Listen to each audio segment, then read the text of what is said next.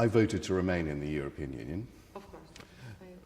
Exactly. 48% of the electorate only voted to remain, so the other 52% voted to leave, but I was one of the 48%. The day after the result, I was so angry with myself because I had failed to campaign actively for Remain, because I was busy doing other things. I thought, this is no good, I've got to do something about it. And so I got some friends together, an economist, a sociologist, somebody in an insurance company, a therapist, some very diverse people, all of whom wanted to remain. And we started this new organization called New European Future. And it's a kind of mixture between a think tank and an action group. It's more action than thinking, but the aim is to try to get the best possible result from Britain leaving the European Union. But unfortunately, I think Britain will leave. It will leave. There are plenty of people saying it's impossible. But with what perspectives for the future of UK will live? For political, social, economic, culture, future? And I think the reason why it's going to leave is that the referendum result went that way. The government has now committed itself to leave, and the political situation in Britain is quite fluid in many ways. The government will not risk defeat in the country when the next elections come up, will not risk defeat by apparently reversing the decision of the people. And our Prime Minister, who voted to remain, Theresa May, our new Prime Minister, she supported staying in the European Union, but she has said, the people have decided we've got to go. And so I think it's largely political. But why do the British people vote like that? why? Well, the main reasons, three main reasons, according to the research.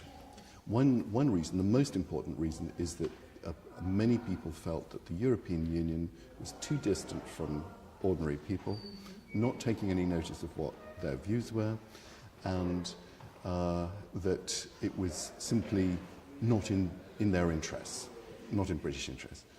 A second reason was the belief that people in my country and other countries too cannot influence the future in the European Union, that it's a kind of big machine going somewhere that people can't control. And the third reason was that they were worried about immigration. The security of the borders. And that's right. And actually, because almost all the immigration into Britain has been from European Union countries, not from other places, just recently. And that caused some worry. But it wasn't necessarily the most important reason. So I'm afraid there's a very difficult atmosphere, very difficult political atmosphere in Britain at the moment. And one thing that I think is going to make it worse is that the economic situation will probably deteriorate. This means that the protest vote, the kind of political protest vote, that people vote because they feel unhappy, they feel distant, they feel unloved, when they feel poorer, they'll be even more likely to vote like that. And some people, I think, will take the view that the pain they feel economically is the fault of the European Union, when it isn't, unfortunately. One of the things that we would like to do in this new organization that I've founded is to explore the idea of European citizenship. And this idea would be that you could sign up to being a European citizen, even if you're not a citizen of the European Union. So that would mean that after Britain has left, individual people in Britain could say, I believe in a European identity, I want to be part of Europe, and I consider myself to be a European citizen. And the same would be available in principle to anybody who lives in Europe. Now, of course, one problem with this is, how do you define Europe? What is Europe? Is Turkey Europe? Is Georgia Europe? Well, that's something we have to decide. But in terms of identity, I think I was rather worried by something that our Prime Minister said, which was, she said at her party's annual political conference, she said that anybody who considers himself to be a citizen of the world is a citizen of nowhere. I don't agree with that. I just do not agree with it. And, okay, I'm a citizen of the United Kingdom. I'm proud of my country. I'm patriotic. I love my country. I'm English. I'm British. You know, I love it. Also, I'm a European citizen, and I consider I'm a citizen of the world, which is why I'm here today for ECPD, because there's one world. If we're lots of worlds, we'll never get anything done. So European identity, I think, is going to be challenged by Brexit, as it's called, because many people will question what is Europeanness? What does it mean to be a European? Well, somehow we have to keep that idea alive, and I think it should be broader than the European Union. How? Well, one is this idea of European citizenship, and Russian people. You know, Russians are European. Of course. Ukrainians are Russian. Serbians are Europeans. So that is one idea. Another point, I think, is that there's a lot of tension between the European Union and the countries of the West, particularly America, Britain, France, less so Germany, with Russia. There's a very dangerous, tense situation, and that must be improved. That has to be improved. In this conference, we've been talking about migration, the change in the atmosphere, you know, the global warming, tensions. In the session earlier on this afternoon that I was chairing, I was moderating, my co-moderator, my fellow moderator, is Professor Shmylov from Russia. Yes, you spoke. So the two of us were side by side, and I introduced it. I said, here is an example of Russian-British cooperation. Yes. In a shared endeavour. We share certain wishes. We want to avoid war. We want to create and keep peace. We want development that does not make the rich even richer and the poor even poorer.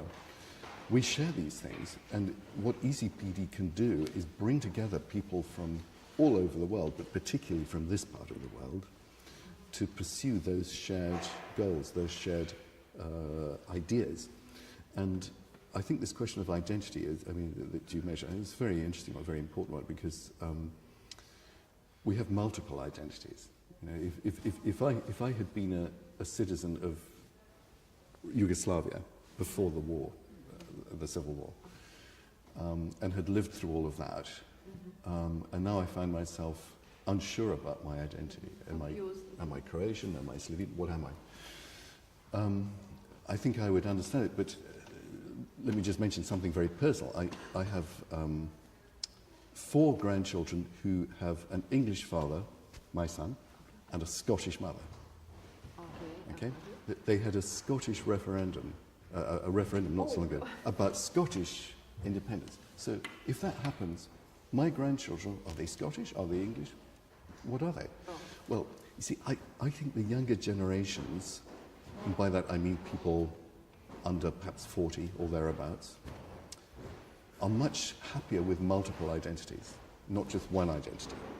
They have an identity with their birthplace, with the town where they live, where their parents came from. They also have an identity with their nationality, and they have identities which are much broader than that. An identity which is cross-border, that goes beyond national borders. It may be European. My daughter, who is 35, she considers herself to be European and British. My father,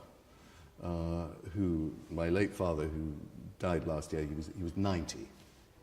He never thought of himself as European. He wasn't European. He believed in European integration, but he wasn't European. So I think it's partly a generational thing. The generations are changing. Time, exactly. And I can see that the fluidity of these identities is difficult for people, but we have to get used to it. And the only hope, really, I think we have of making our world function happily, peacefully, and efficiently and in the interest of all people, is that we start to have an identity, each of us, that is a global one and a European one and a national one. Because if we have only national identities, it can lead down... Think globally, act locally, some kind of... Well, yes, I know this is what people say, and it's a good saying. I mean, I agree with it, but I think it doesn't quite capture this notion that in this interconnected world, you know, with each of us can send an email to somebody in Japan or Costa Rica, or absolutely. In this era when we can do that, we are, whether we like it or not, global citizens actually.